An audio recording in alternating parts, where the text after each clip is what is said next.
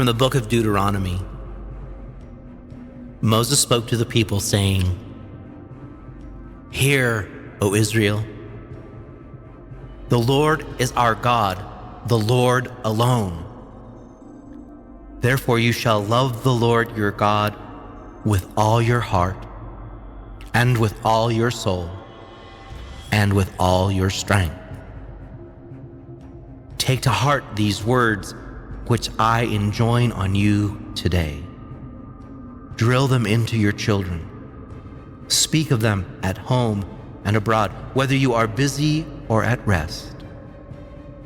Bind them at your wrist as a sign, and let them be as a pendant on your forehead. Write them on the doorposts of your houses and on your gates.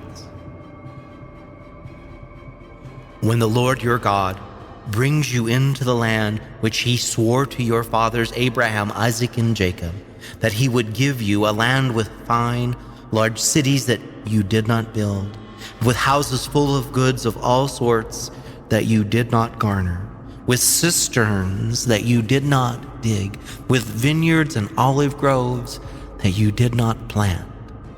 And when therefore you eat your fill, take care not to forget the Lord, who brought you out of the land of Egypt, that place of slavery. The Lord your God shall you fear.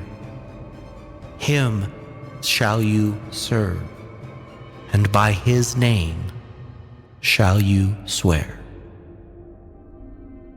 You shall not follow other gods, such as those of the surrounding nations, lest the wrath of the Lord your God flare up against you, and he destroy you from the face of the land. For the Lord your God, who is in your midst, is a jealous God. You shall not put the Lord your God to the test as you did at Massah, but keep the commandments of the Lord your God, and the ordinances and the statutes he has enjoined on you. Do what is right and good in the sight of the Lord, that you may, according to his word, prosper, and may enter in and possess the good land which the Lord promised on an oath to your fathers, thrusting all your enemies out of your way."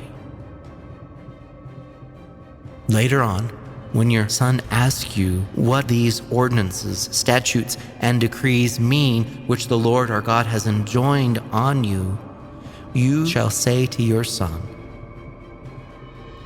"We were once slaves of Pharaoh in Egypt, but the Lord brought us out of Egypt with his strong hand, and wrought before our eyes signs and wonders, great and dire, against Egypt and against Pharaoh and his whole house.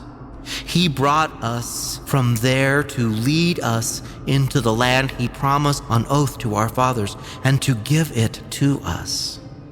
Therefore the Lord commanded us to observe all these statutes in fear of the Lord our God, that we may always have prosperous and a happy life as we have today. And our justice before the Lord our God is to consist in carefully observing all these commandments he has enjoined on us."